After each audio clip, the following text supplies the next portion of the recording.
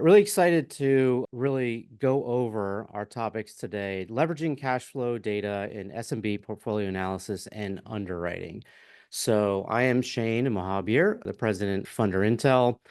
Been in the business lending industry for over 10 years. Launched Funder Intel in 2019 after having working for funders and brokers.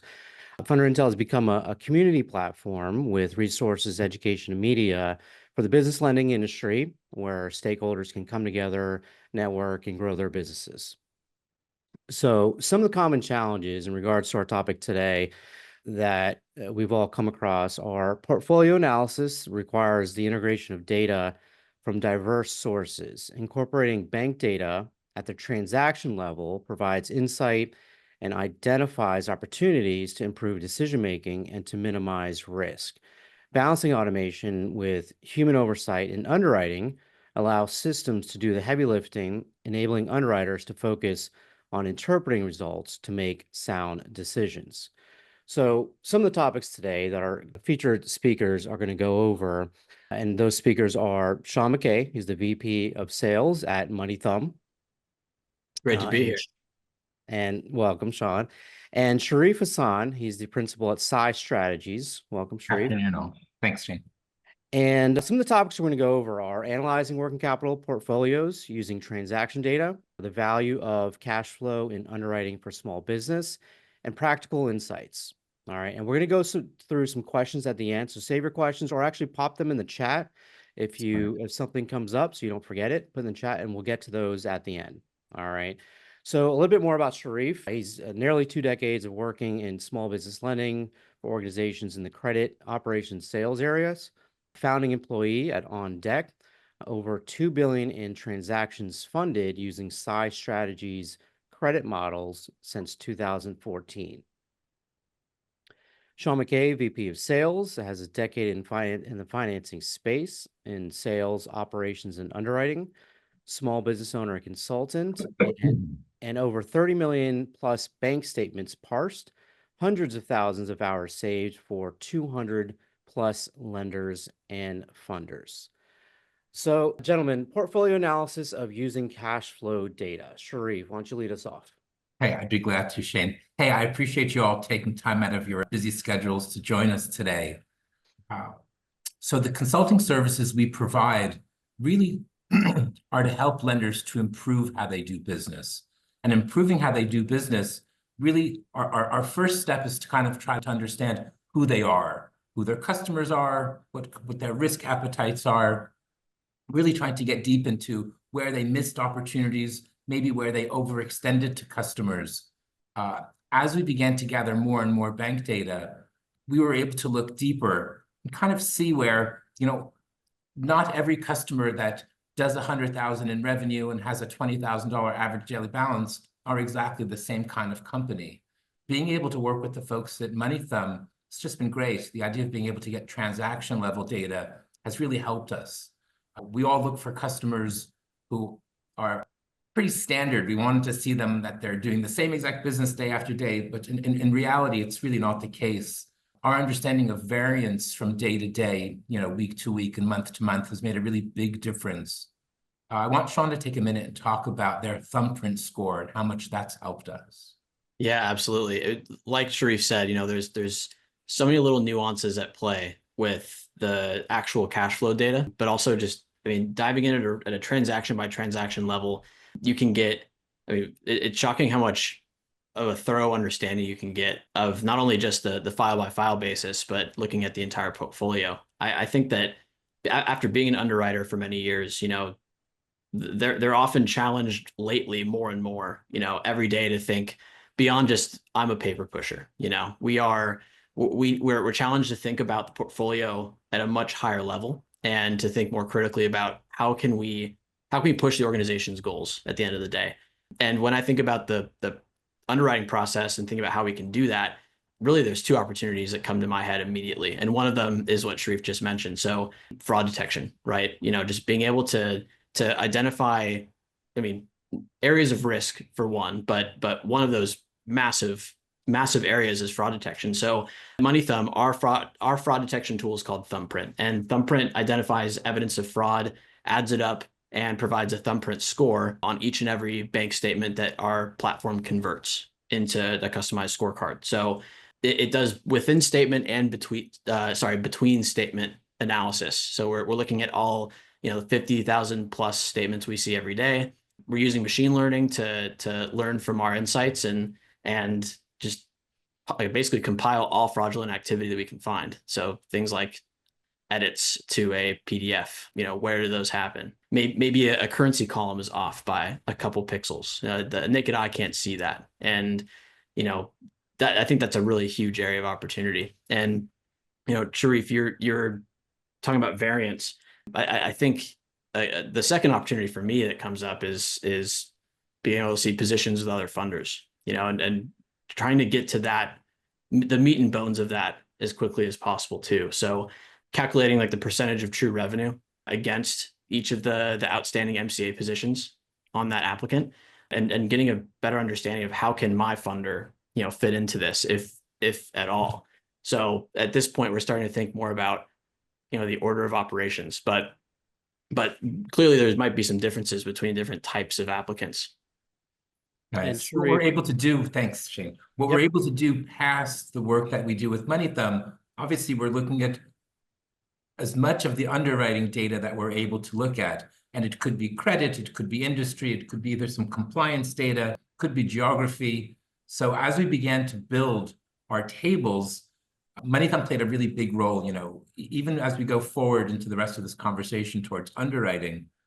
Nearly 40% of our credit scorecard is really built on cash or cash flow items.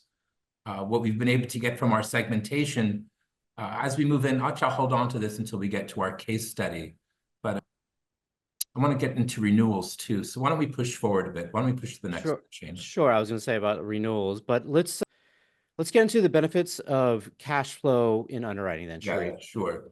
So again, guys, when small business lenders approach us, they're asking us for help and how do they operate more efficiently and how do they underwrite better. Unfortunately, there is no silver bullet. There isn't one thing that anyone can do that turns them into like a super lender. So as we get through our portfolio analysis, our idea is how do we identify, 10, 12, 15 different metrics or 10 different items that if we could improve each of them 2 or 3 or 4%, there might be a 30 or a 40% lift in the productivity of that book. And that's really the way we look at things. So the idea of looking at transaction level data, a lot of my customers tell me, hey, Sherif, I'm losing deals. Someone's offering a few more dollars here, or they're extending a month or two. How are we going to get these deals? And we're all looking at so many applications now. The idea is we have to find our niche and we have to find what we're best at and we have to find the deals we like the most. And the only way to get there is to get deep into that book. And then the idea is once we find a deal that we really dig, we're going to make sure that we make that best offer, we make the best pricing, we go out and get that deal. And again, I want to go back to cash flow itself. John, do you have a cash flow slide? Can you go, you might have to go back a slide or two. I want to show me the real and the true revenue slide.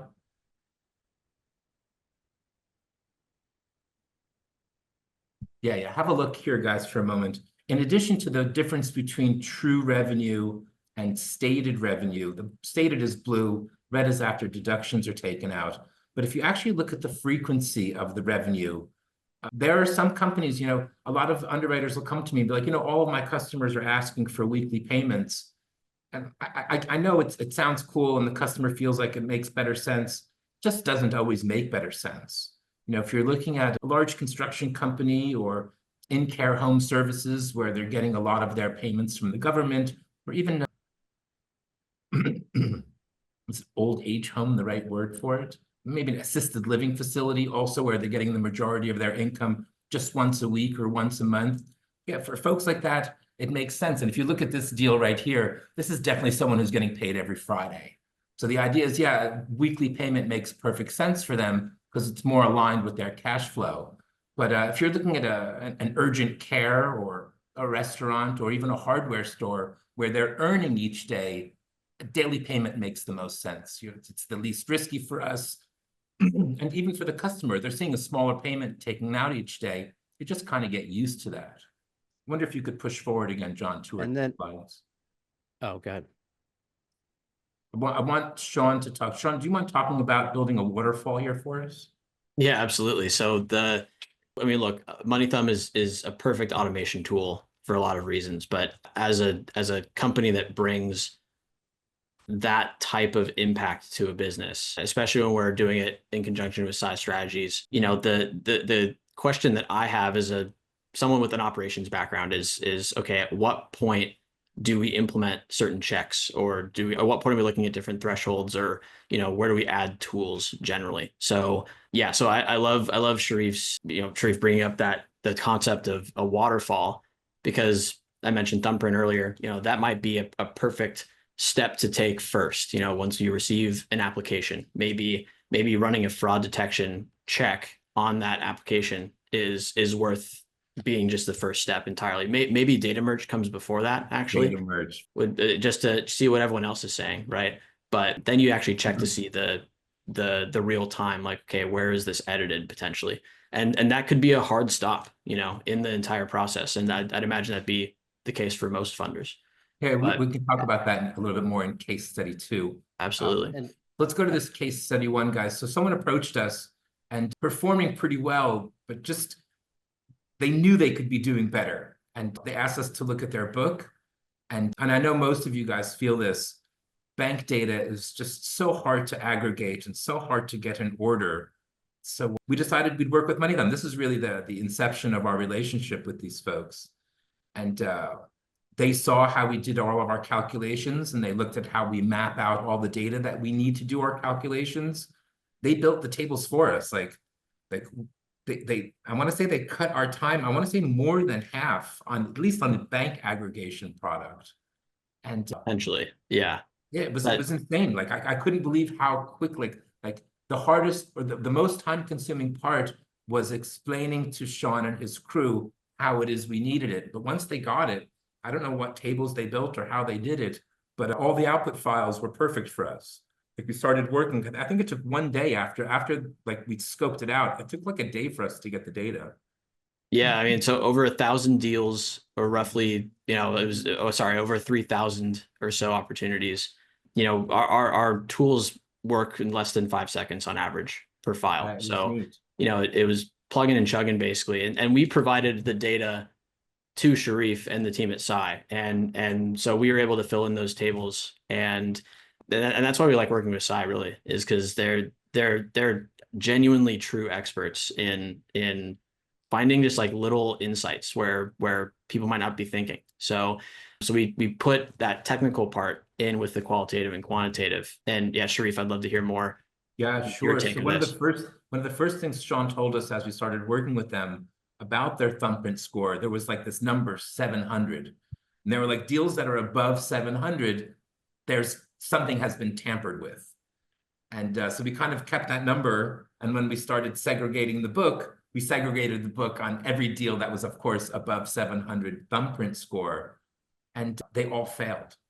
And so, thank God there was just 7 or 8 of those deals that had a 700 plus score, but they all failed.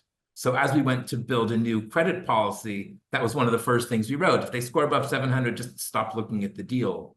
And this portfolio analysis was on about a $50 million a year book. So it's about just over $4 or $5 million a month. It's a pretty interesting book. And those 7 deals were about $600,000 or $700,000. And when you think about it, again, we're talking about there not being a silver bullet. You know, that $700 in the scheme of their whole book, we were able to lower their default rate just there by almost 1.5%. So that was like, okay, on our to-do list, how do we lower defaults? Just removing that was 1.5 points, and that was kind of our check mark. Some of the other things we were able to see, we looked a lot. We spent a lot of time looking at deals that get approved but don't book. And you know, I guess the common saying is, you know, 1/3 of your approvals will close on their own, 1/3 of them won't close no matter what you do. It's really that third in the middle that decide whether or not you're successful. And being able to look a little bit deeper into deals and seeing that the deals that didn't fund, you know, the percentage of revenue that the offers were a little bit lower because they were a little bit conservative. had they added just 10 or 12% additional to the deal, and they were killing it on term. So it wasn't a term issue, it was a dollar issue. So we started looking which industries were performing the best in their book. And we said, hey, when you get a deal that's in this industry, you're okay to use a 1.2 multiplier. So if the deal was 50K, put out 60K. And then, of course, we back tested it. And as we built out their credit model and their credit scorecard, we made adjustments based on industry. Something also All right, we benefited huge. Just one more moment, Sean. Yep. Something else we benefited huge. Their ability, MoneyThumb's ability to extract other lenders is so valuable to us. We get to see who the lenders are. We get to see the frequency of their payments. And then it's an easy calculation for us to look at percent of revenue that's already obligated to other lenders. It makes our work going forward so much easier. Yeah, it's that that's a great segue. So on the left, you can see on the screen, so this is where ThumbPrint lives. This is what it looks like, at least in our platform. The score is laid atop basically a color-coded thumbprint of, and we call it thumbprint because we understand, we know every single thumbprint uniquely for each bank. Basically 99.9% of all banks, credit unions, small regionals even around the world, because that's how the converter is built. And then we lay out all the different factors of, going into that fraud detection. But yeah, to Sherif's point on the right, you can see how each of the positions are laid out. So by funder per month, how many frequencies how many withdrawals are we pulling? Are we seeing every month? Comparing that against the deposit and the deposit amount, and seeing, okay, qualitatively, we're seeing like a every other day withdrawal, for instance, or a everyday withdrawal. So being able to see that, especially with we call it the withhold percentage. So the percentage of true revenues that are being attributed to paying down the position on that funder for that month. So that's what we were doing with Syh on, at least on, I think it was on case study number 2. And that's what I think we should get into, guys. And then we have a couple more minutes for questions after that. Guys, pop your questions in the chat. And case study number 2, guys, equipment finance lender. Go ahead.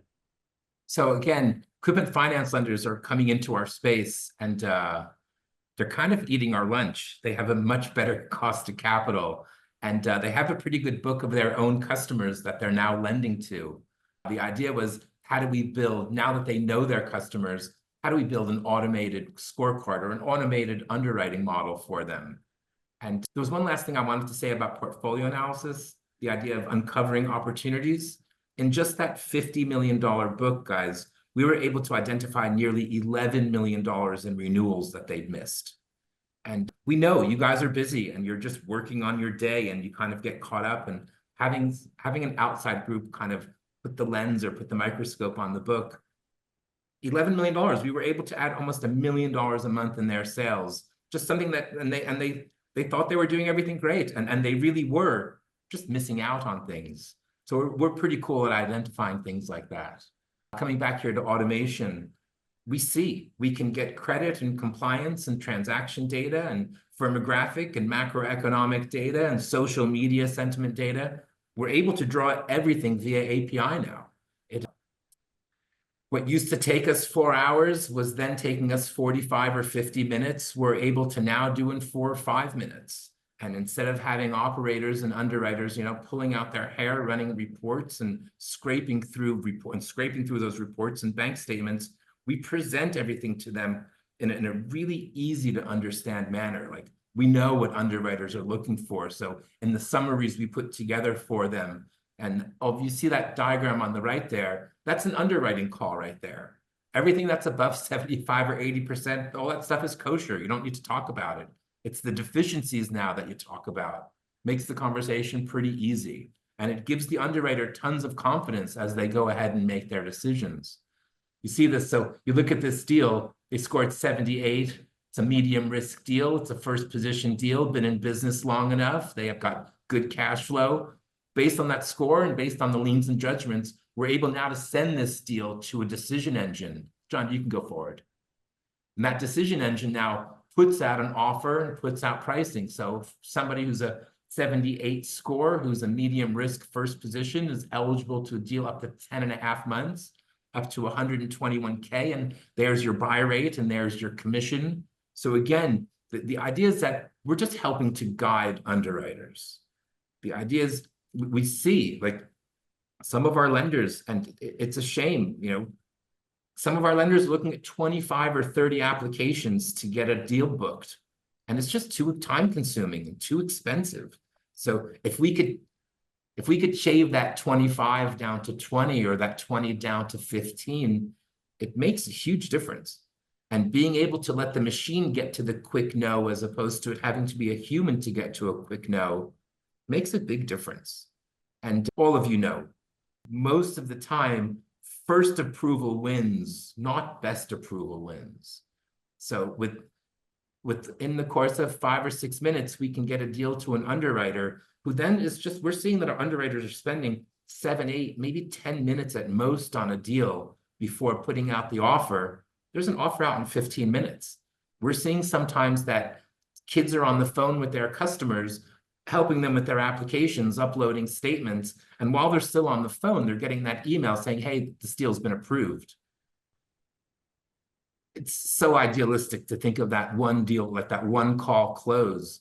But the closer we can get to that, the better results you can have. Like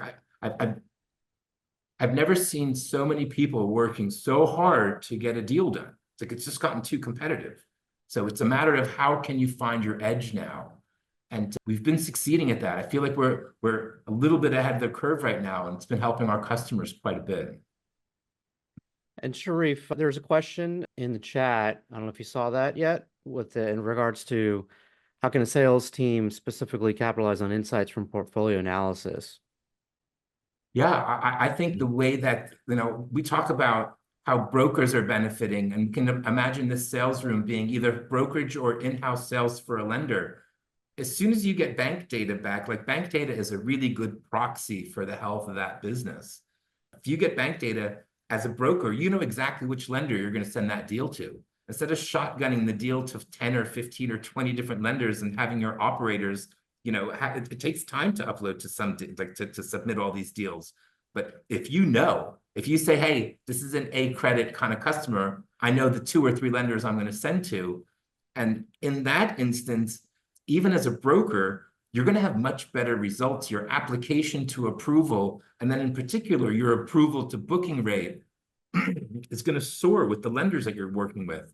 And as you have better performance with your lenders, you can always ask for an extra penny or 2 commission. You can ask to put me in the front of the line because my deals close. And I know we're all defensive. The idea of sending out to 20 lenders is just, I've got to get an approval because I got to get this deal done.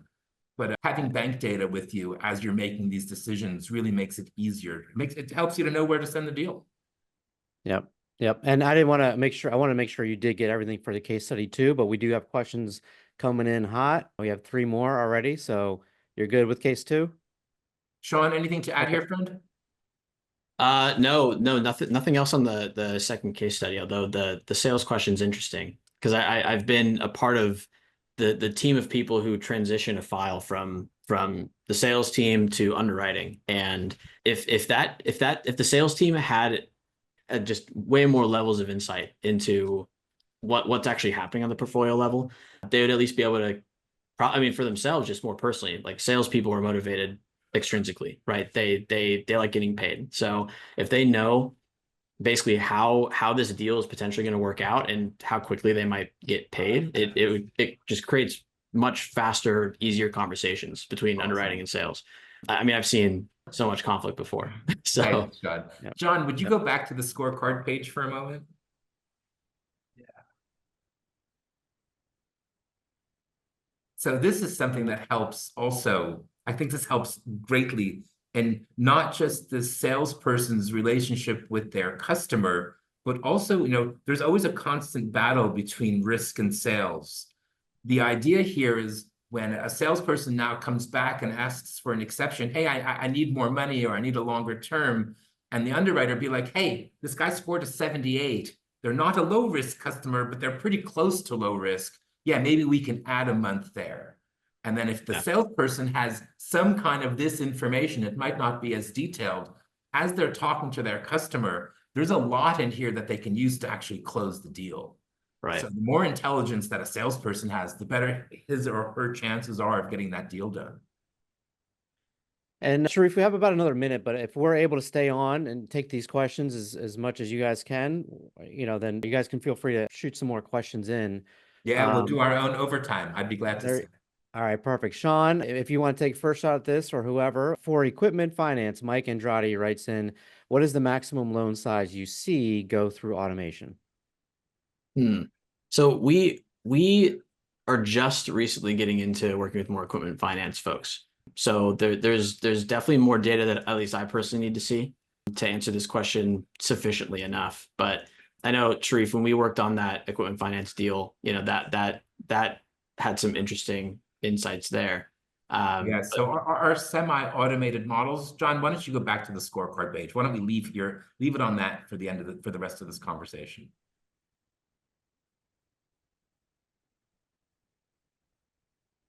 Yeah, thank you very much.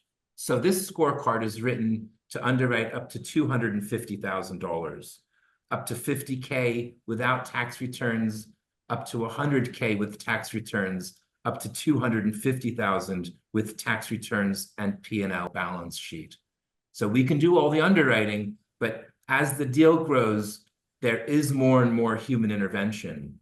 We have a customer, guys, who uses our work. They cap their deals at 6% revenue and or 10K, whichever is less. And there is no human intervention. The deals are small enough and the percent of revenue is small enough that there is no human. But again, once the deal is past 15, 25, 35K, you want somebody to at least look at it to make sure everything is exactly right, especially if you're funding it 12, 15, 16% of revenue. And then again, once you're past 100K, there's no shame in spending 20 or 30 minutes on that deal, especially, and I know I always get so much pushback on this. The merchant interview is such a valuable part of the business that we do. And I don't know exactly when we were no longer allowed to talk to customers until after docs in. I think it's kind of the broker's way of protecting themselves. And I get it. Brokers are killing themselves to get deals done right now. But there is a lot of value in that call. Like looking at this one page, I could have a 30-minute conversation with a borrower and know exactly whether or not I'm going to do the deal and exactly how much I want to offer them and what the frequency of the payment and the pricing and even the commission. Okay. I'm on a soapbox here. I was going to say, we have 5 other questions, so we want to try to get a few. So BJS, and thank you guys for the question. So 250K is the number there, the answer to that question. All right. So it says, would you suggest different models for broker ISO submission versus the in-house floor team? Yes. Yeah, absolutely. Okay. So do you remember the numbers when we did that portfolio analysis together, Sean? Do you remember the difference between direct business and broker business? I do. Yes. It was jaw-dropping. So yeah. broker business defaults at maybe twice the level of direct business, and it kind of makes sense. Yeah, I think it kind of makes sense. Yeah, booking rates are quite different because inside sales with direct deals, they're only pitching one product. On the broker side, they're pitching the best product, and the best product could be the most money or the longest term or even the most commission. So we get that. And then again, especially for folks who like leasing companies, folks who have other relationships with these customers, their books are defaulting less than 5%. So direct books do perform quite a bit better. That's a great question. Yeah. Yeah, that was a great question. So next person, you referenced being able to see lender activity on the bank statements you received through MoneyThumb. Are there any specific fields that you found are also popular among the MCAs and SMB lenders that help with their underwriting? That's a good question. So every underwriting model, it seems like a lot of it would be very similar on the surface, but in fact, it can get quite different. Every underwriting team, every head of risk, or head of credit rather, they're looking at different elements of a deal. And their waterfalls might be different too. So, it kind of is an order of operations question. What's most important to to that funder. Why do they need to see variable A before they need to see variable B? So yeah, certainly MCA positions is a massively popular one, but some people get even as specific as, does this business account that we're underwriting this deal on, does it have casino payments in it? Is the business owner going and wasting money at the casino? That's something that they might specifically be interested in. So they'll involve that in their decisioning model. So whether it's, a broad field or a more specific one, again, I'll just go back to the decisioning model there. That's where it really depends. And a couple of other ones, of course, and the ones that we all know, we all look at negative days and NSFs, opening and ending balances, but we get a lot of benefit from average daily balance, and not just the average, but the actual daily balances. Like if I'm able to look at the transaction level or at the daily level, what the ending daily balance is, that helps us. Like again, if the folks are running low 2 or 3 days a week, and then all of a sudden it shoots up every week, Thursday and Friday, I know I want to do a weekly payment. I don't want to have to call 2 or 3 times throughout the week saying, hey, you bounced your payment, you bounced your payment. I know when the money is coming in, I know when to fund that deal or when to try to collect that payment. Great. The next question is, in calculating real revenue, how do you identify and count an account for pass-throughs? How do you identify and account for pass-throughs? Yeah, it's actually a really simple answer. That you just look for the pass-through.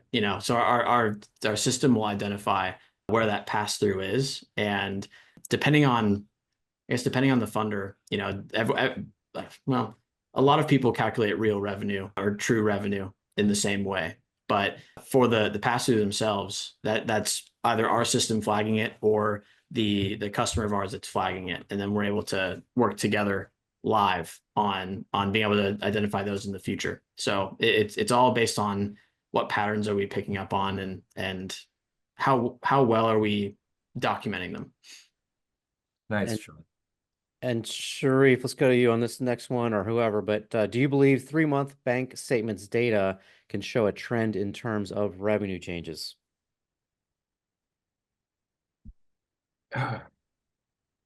Not really.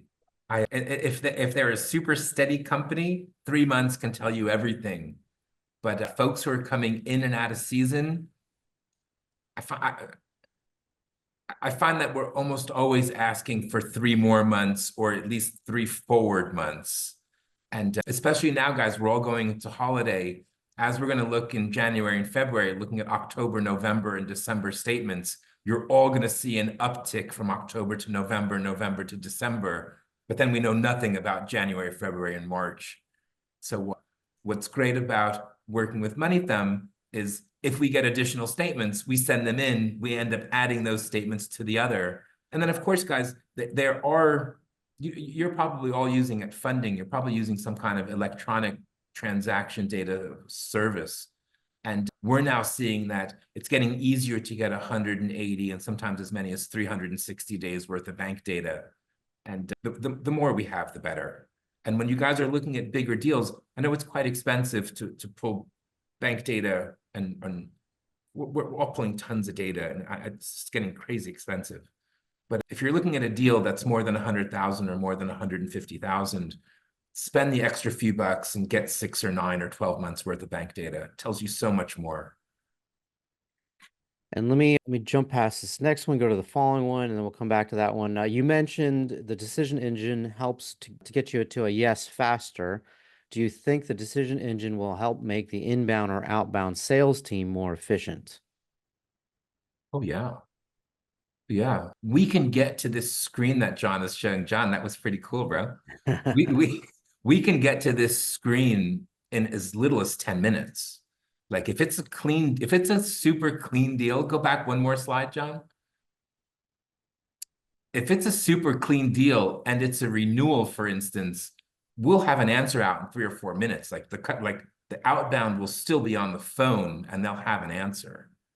And if it's a complicated deal and the underwriter needs to speak to the client, that's a nice transfer right there. Or it's a nice kind of 3-way call. Hey, the underwriter has a question. Let me bring them on. The more you can engage that customer during that phone call, the better your chance of them not shopping the deal or try to get a commitment out of them on that deal.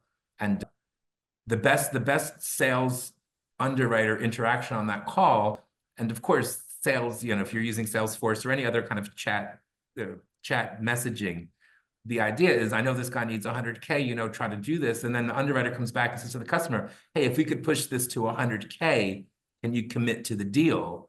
And underwriter already knows. Go to the next page, John. Right here, you already know. You know you can go out to 120K over 10 and a half months. So as you're having this call, underwriter and salesperson looking at the same data, pretty easy to put that customer in a headlock and get that okay right there and then.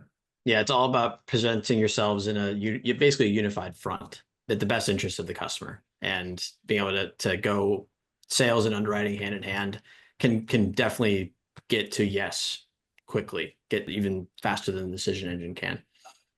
I'm just going to add one more thing to that. Guys love a fast no. They love a fast no as much as a fast yes. Like, no reason to keep a salesperson or a sales room on hold for a day or two just to come back with a no.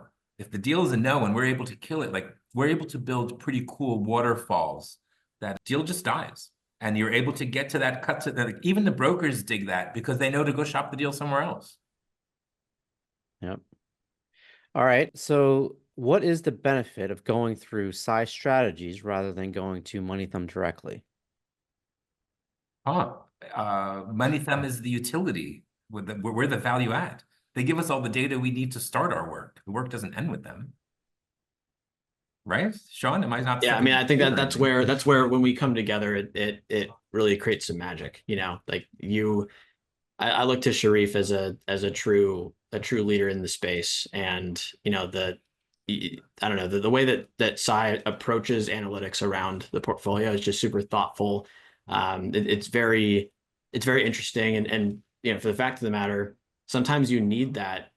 I mean, you need that domain expert to really maximize how much you can get out of the data you're looking at. Thanks, Sean. Yeah, like I mentioned, and like Sherif just said, MoneyThumb is great because we are the utility, and we've always benefited by being a singular utility with a specific focus on bank statements, because frankly it's the most annoying part of going through any of these documents. And in addition to the bank transaction data, when we do our portfolio analysis, we're looking at credit and time in business and compliance data and social media sentiment data and geography and industry. Like, although bank transaction is a huge part, 40% of our work is based on bank transactions, there's still that other 60% that we're adding to it and we're doing our analyses. Okay. One more question. Does MoneyThumb have the retro analysis ability? The retro analysis ability. Yeah. So that's actually how Sherif and I work together. In some cases, we'll take a whole batch of files that have already been decided on, and we'll run them through the system. And there's a variety of reasons for that. But in a few of the circumstances I can think of more recently, often it comes down to, okay, I want to do a retrospective. Like, where did we go wrong in this area of our portfolio? How can we take these learnings and move forward? And that can definitely produce some honestly, pretty incredible paths forward. So, because you can't rely on just your eyeball test to be like, okay, well, I got to go. I see this trend, so I want to go in this direction. Sometimes you just have to look more deeply at the numbers.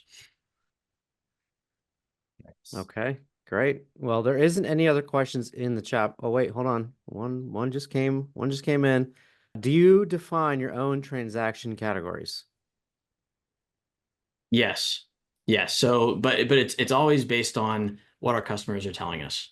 So if we see that the vast majority of the 220 or in change funders that we work with categorize transactions in XYZ way, no problem. Well, usually it's done the same exact way, but if someone has a specific difference, they can always talk to us, and we're deploying code on a weekly basis. So we're very customizable. We'll just tell you when we can add that customization in.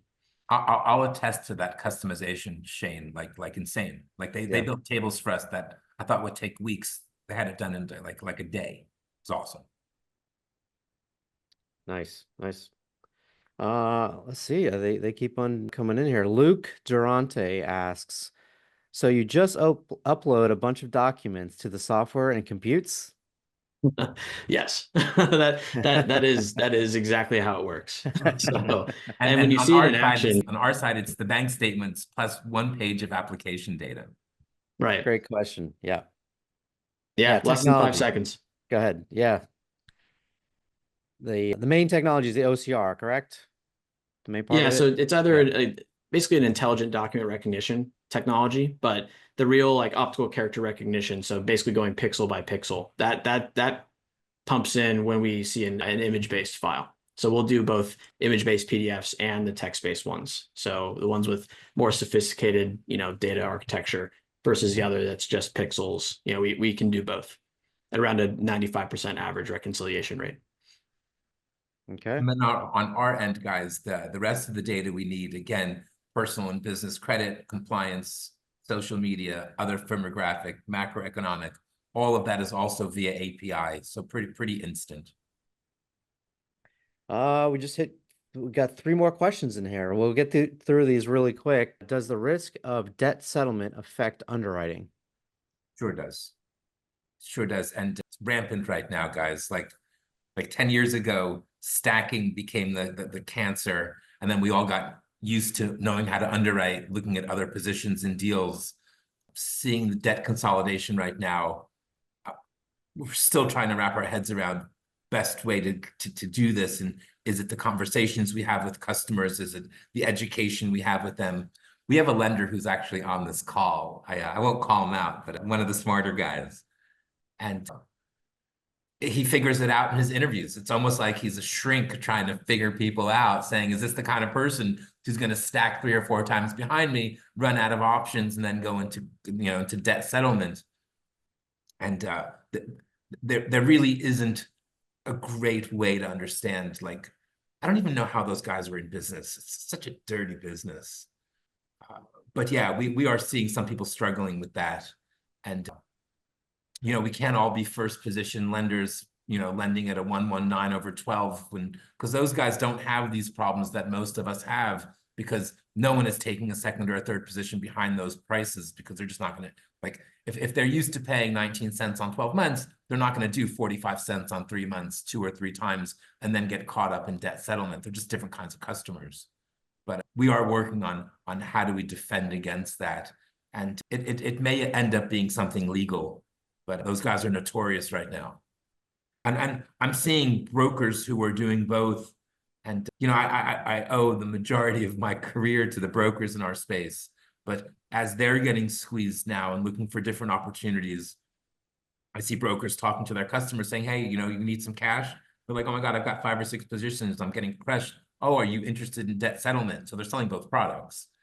And I don't see it. I don't see a perfectly happy ending to what's happening right now with debt consolidation. Okay. And that was from Ralph Tomaso. Ralph, thank you for the question. Next question. How does the ThumbPrint tool work exactly? Is it done through templates of previous bank statements? And what happens when there's a new template it hasn't seen? Yeah, great. So we don't have a tool that's based on templates. So that's what I was referring to when I said 99.9% of bank statements around the world. We look for common elements of a bank statement, but that sometimes can be on the top left of the page, right? It could be on the final page. It could be in a bunch of different places. So we're looking for common elements like account summaries and transaction details. And sometimes they're just referred to and using different vocabulary. But the way that ThumbPrint works is knowing how the converter does its thing, like I just mentioned. During the conversion process, it's using a lexicon that's been built into it of all the different variables we might be looking for. But we're also looking at the context we find within that specific statement that we're converting. So in some cases, every single pixel has something for us to learn about. And so it's within that same statement where we can take I don't know, maybe on one transaction detail line, there's a weird alignment on the actual dollar amount. Maybe one of the characters has a different font. Sometimes that comes up. You know, we're at least able to detect that and say, oh, well, the font on this zero is different from the rest of the zeros in this exact same file. But when it comes to the same, you know, the same bank, like I mentioned before, we have a machine learning tool on the back end that constantly allows ThumbPrint to learn. So if we're reading something like 40, 50,000 bank statements a day, yes, we do, for instance, know what a chase statement tends to look like. But that's the importance of when you're in ThumbPrint, clicking into all the different factors, because sometimes you might get a score that's maybe floating around 500, but it's really up to the funder and the underwriting team there to make a decision on, is this enough evidence contextually for us to decide to move forward or not? And sometimes it's okay, the font is different on this header, but it doesn't say anything else about text being edited, or it doesn't say anything else about the software that was used to create that document being any different from what Chase typically uses. So, you know, that's something that we talk with our customers about every single day. So if they have a question, they just ask us about it and we get back to them within about 10 minutes. Yeah, this is at least one way of interpreting some of the results, but there isn't really much interpretation that's really required, because it's just, here are the stone cold facts. So now you move on with it. But yeah, Okay. I could go on a soapbox on that, but Okay. And I'm not sure if you mentioned this earlier, Sean, but people are able to plug MoneyThumb into essentially their CRM. If they're customizing their own CRM, somehow there's either API hookup or whatever. So every time they're getting an application, is that about right? correct. Yeah. So we're highly customizable. We work with pretty much every major CRM in the space. So like we have with Sherif and Syh Strategies, we're the utility that puts data from the bank statements into the fields where they need them to go. Yeah, we ingest their data via API now. Yep. Perfect. Yep. So the majority of our customers are on our API. And then the last question, or actually there's another one, but I guess we'll see what the amount of time they keep on popping up here. What are some of the most significant variables in cash flow models? Significant variables in We cash. talked about this the other day, Sherif. I think Yeah. we came to the conclusion that it's hard to say what's the most significant variable. It's going to Right? depend on the funder a little bit. On the funder, and then when we look at, as opposed to looking at monthly averages, like we used to just look at it like a Bank of America statement, and we'd say, here's the revenue, here's the daily average balance, here are a number of NSFs, here are a number of negative days. Like we can identify all of those things in the summary. But again, being able to look at daily transactions or daily activity, we can see where there are clusters. Like if somebody has 5 negative days, but they're in a row, there's a story there. If they're running clean banks for 85 days, but there are 5 days where everything is upside down, that's worth asking. You don't, like, as much as you'd love to, like if I saw that in a summary, I'd have to kill the deal. If we're capped at 3 negative days a month, you kill the deal. But being able to look at daily transactions or daily performance has been a huge boon to us. And it helps us to price deals, and it helps us to know when to collect payments. And, you know, some folks now are doing 2 payments a week, which is pretty neat. And as long as we can time them right.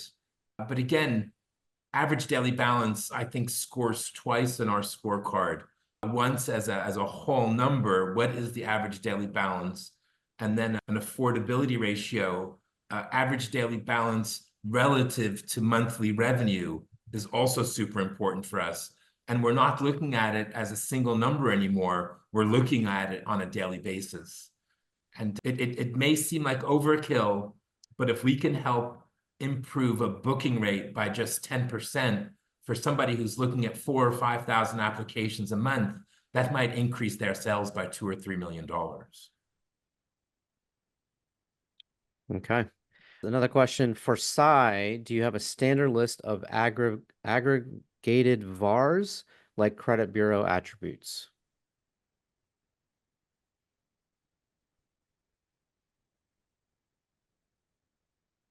Could you read that one more time? Yeah. Do you have a standard list of aggregated VARs, variables, I guess, aggregated variables like Oh, credit bureau? variables. I was thinking about value-added resellers. I Okay, was, I was variables. wondering, yeah, was, Okay, if it's yeah, variables, the answer is yes. I So believe it is. If the person wants to speak up, if it's not, please do. But sure. So yeah, when between banks and credit and compliance and firmographic and macroeconomic, we're sometimes pulling in, 3 or 4,000 data points. There are like 75 that we score. So there are 75 that we think are super indicative that are worth scoring. And we'll run a lot of other data points in the background. And even though we're not scoring, we keep an eye on them to make sure that, if we could, the more times we can separate the signal from the noise, the more accurate our underwriting gets. So we've identified, and when I say 75, the 6 or 7 that are bank related is really several hundred different data points, and it's the aggregation of them. But yeah, we think we know. We're confident in the 75 that we're measuring now that we can't get fooled. Can we get better, or can we fine tune or get tighter? Certainly. But we're looking at we're looking at a deal from so many different directions that there are very few false positives that we run into now. okay. And then the last one here is when you build a cash flow model, what's more important in building a good model? I love daily average balance because that's free cash flow. I can grab anything like I can't grab revenue, but I can grab daily average balance.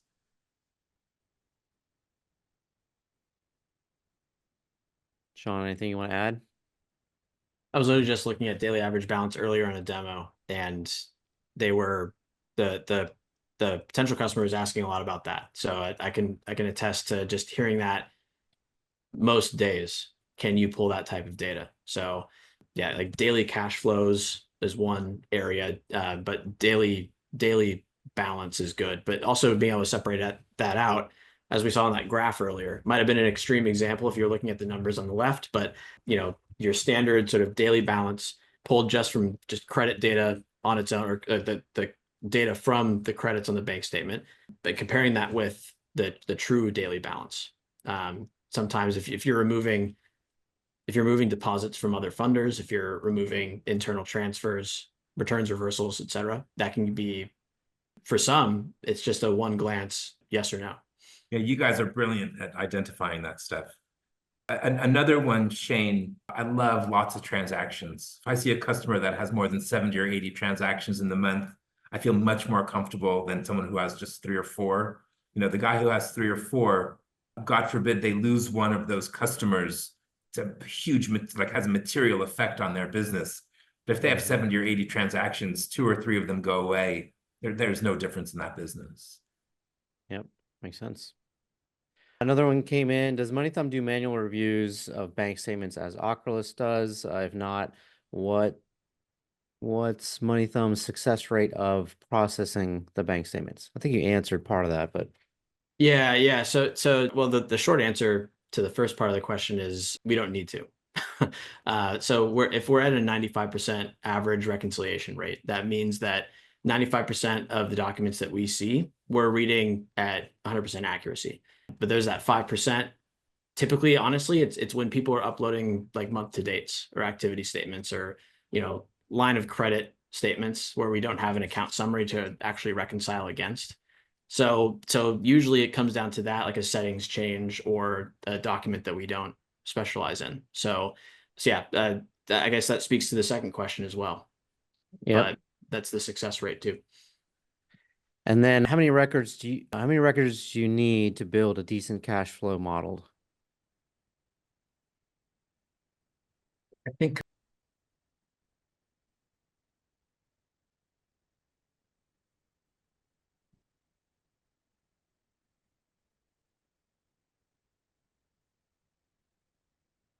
think maybe 1,000 sets of bank statements. And again, it'll improve as we continue to add, but we get to 95% or so from just 1,000. And again, as we look at that, guys, if guys and gals, excuse me, if we were to look at your 1,000 applicants, we would run it again. We have more than 1,200,000 applicants in our own database now. Like, we have so much bank data. First thing we'll do is compare your book to the kind of greater audience out there. So I think, and it's funny because, again, quarter of our clients are startups. They're not giving us any data. So they're relying on everything that we know to kind of put out that first scorecard. And so then the questions are quite different. It's more, what is your investment strategy and what is your cost of capital and how much are you coming into the business with and how fast do you want to grow? We ask different questions to startups, but for folks who are currently running and they're seeing that their defaults are already 11 or 12% and they need to get it down to 8 or 9%, we could probably do that with 1,000 applicants. Okay. And then Luke asks another question. Is the scorecard mainly focused on deals around 275K? Sorry, can you say that one more time? Yeah. Is the scorecard mainly focused on deals around 275K? No. 5,000 to 250,000. Yeah. And then another one is 10% bad rate will only give you 100 bads, BADS, 100. I'm not sure.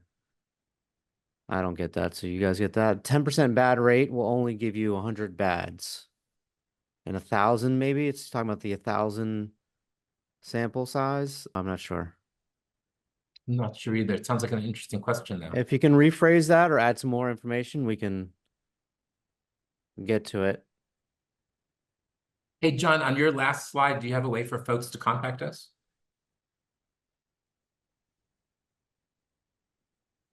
Man, we've lost half of our audience. You're gonna have to reach out to all these people.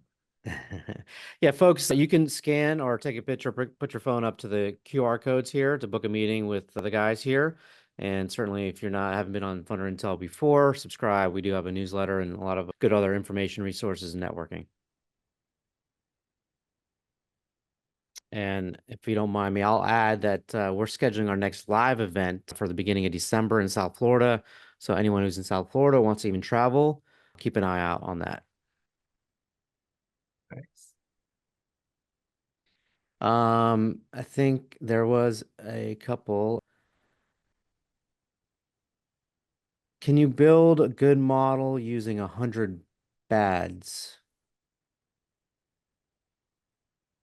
What is that? I don't know what that means. Let me go to the next one. We'll come back to that one. On MT, where can we find that total number of bank statements that we have ran?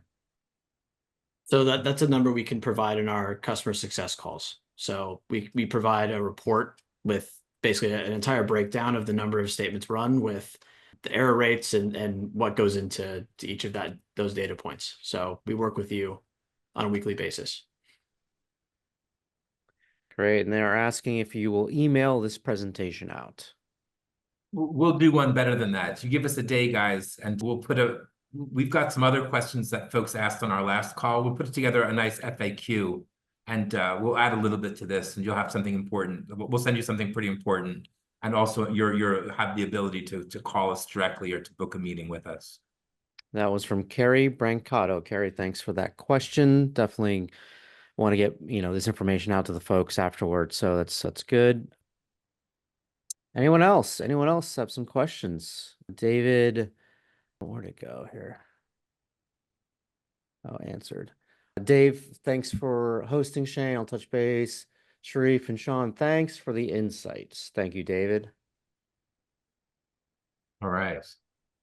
Fantastic. Thanks, John. Thanks, Shane. You guys are awesome. Yeah, thank you guys. Thanks, yeah, Shane. Thank you guys. You guys did amazing, great information. Hopefully everyone enjoyed it and scan the QR codes to book a meeting with these guys. And we thank you guys so much for joining us and we sure will do. stay in touch and see you next time.